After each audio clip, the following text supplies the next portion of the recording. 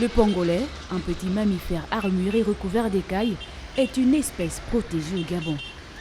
Profitant de la journée mondiale des pangolins, les équipes du groupe de travail pour les pangolins se sont déployées sur le terrain pour sensibiliser les riverains sur cette loi gabonaise qui fait du pangolin une espèce entièrement protégée.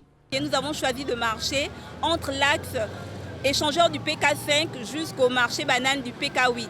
Nous avons choisi cet axe simplement parce qu'il symbolise l'entrée à partir de la forêt. Donc lorsqu'on part de l'intérieur du pays pour arriver ici en ville, en zone urbaine, on passe par cet itinéraire. Mais également lorsqu'on veut partir de la ville pour aller à l'intérieur du pays, on passe par cet itinéraire.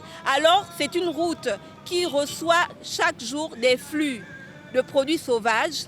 C'est pourquoi nous avons choisi de marcher sur cet axe-là afin de sensibiliser les populations sur la loi qui existe au Gabon, c'est-à-dire celle-là qui fait du pangolin une espèce intégralement protégée au Gabon. Pour cette année, la journée a été commémorée autour du thème « Penser, vivre et agir différemment avec la biodiversité » cas des pangolins. Si les pangolins tendent à disparaître, on va enregistrer une plus forte prolifération des insectes. Et qu'est-ce que les insectes et les termites, qu'est-ce que les termites et les fourmis font? Ils dévorent le bois qui est le support des plantes. Qu'est-ce que ces plantes nous apportent? Ces plantes nous apportent l'oxygène que nous respirons. Donc, en permettant aux pangolins de rester à des populations considérables, ça permet de réguler déjà ces termites et ces insectes et de permettre de maintenir notre biodiversité en état.